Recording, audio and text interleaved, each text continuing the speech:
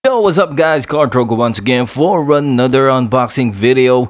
And for this video, mag-unbox tayo ng Marvel Legends Retro Kraven. Let's go!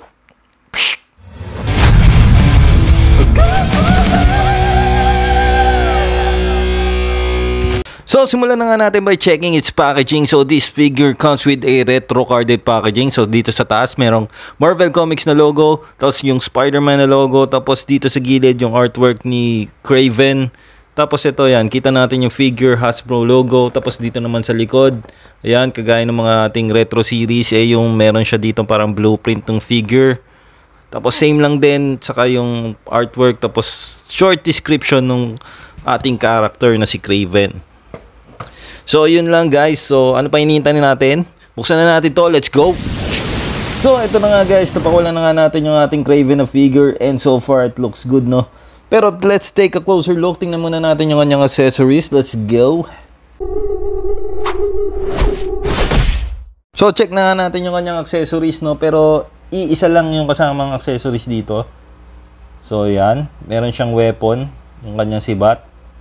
So, meron siyang parang wood na texture dito sa yan, yung pinakahawakan niya, yung pinakakahoy niya. Tapos parang may texture din dito ng ano, yung parang tali and yung accessories niya na color yellow. Tapos may mga beads. Ito yung kanyang pinaka ano, talim parang butong pakwan, no?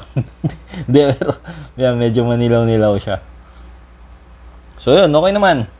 So, punta naman tayo sa mismong figure. Let's go. So, tignan naman natin yung mismong figure, guys. So, yan, magsimula tayo sa head. Ayan, okay na okay yung head sculpt niya, guys, no? Ang daming details ng mukha. Galit na galit, eh. Ayan, no? Kita lahat ng ngipin, eh. No? Yan, yung kilay niya, yung balbas, yung goatee, saka bigote. Nice. Nicely done. Yan, yung mga wrinkles, no? Goods na goods. Ganda. Pati yung paint job, okay naman. Yan, meron lang may mga konting lampas dyan sa ano, oh. Yung kita nyo ba? Yun. So, okay naman. So far, so good. Tapos, ito yung kanyang vest. Yan, medyo pares naman dun sa picture. Tapos ano siya, made of parang soft. Hindi ko alam kung rubber o plastic, parang rubber like. So siguro pwedeng tanggalin to. Ayan yung kanyang katawan. Yan, well define yung kanyang muscles. Matsu. Yan yung biceps, yung accessory sa kamay. Ito nagagalaw din to guys, yung sa waist niya. Yun, yung likod, check natin. Goods naman, oh. Ganda naman yung paint job din. Ayan. Pati dito sa boots, okay rin. Dito sa baba. Goods na goods. Yun. Tingnan naman natin yung kanyang articulation. Let's go. So, check naman natin yung kanyang articulation, guys. Umpisa natin sa ulo. So, yan. Head, ay, ano ba to? Look up. Look down.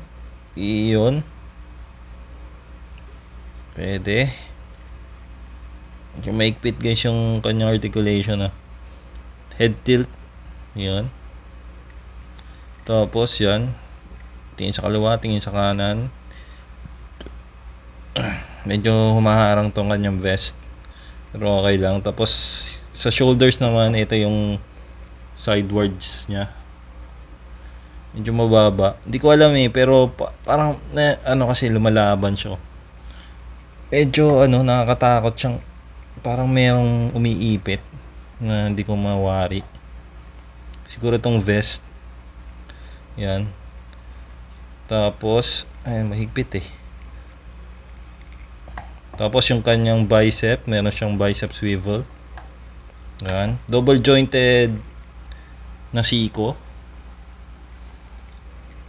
Tapos dito sa arms na yan, may swivel siya, tapos hinge. Kasi ito yung kanyang ab crunch, no? Hindi ko, yun. Di masyadong mabende, lalo na dito patalikod dahil tumatama tong kanyang vest. Hindi ko alam kung pwede kong tanggalin tong vest eh. Hindi ko pa na-try. Tapos ito merong swivel din dito sa waist. Tapos yan, nabubuan natin yung legs niya ng ganito. Kick forward. Tapos backward. Yeah, tumaharang na sa puwet. Tapos merong swivel dito sa kanyang legs. Double jointed knees. Yan, boom. Tapos meron siyang boot swivel. Boot swivel yan. Wala siyang toe hinge. Pero meron siyang ayan, ankle rocker. So yun, goods naman so far. Okay naman yung ating articulation. Medyo stiff lang dito sa shoulder saka itong ab crunch nga. Wala masyado. Maharang kasi yung kanyang vest. Yun. So yun, medyo pagluwag-luwag siguro, no. So yun lang. Check naman natin yung kanyang height. Let's go. So, sukatin naman natin yung ating figure gamit ang ating Maywaga Metro. So, ang height nito is around 6.5 inches. So, as comparison, ito yung ating Craven kasama ng ating Doc Ock. Ito naman ang ating Craven katabi ng ating Scorpion. At ito naman yung ating Craven katabi ng ating Rhino. At ito naman yung ating Craven katabi ng ating Lizard. At i-compare na rin natin yung ating Craven katabi ng ating Black Symbiote Spidey. At dyan na naman nagtatapos guys ang ating unboxing video. Maraming salamat sa panonood. Sana nag-enjoy kayo. And if you have comments or suggestions, just leave it on the comment section below. At kung hindi ka pa nakapag-subscribe, and now is the right time to hit that subscribe button and notification bell para updated ka sa mga videos na ilalabas natin dito. And again, this is Car Drogo. Kita-kits tayo sa mga susunod na videos. Bye-bye!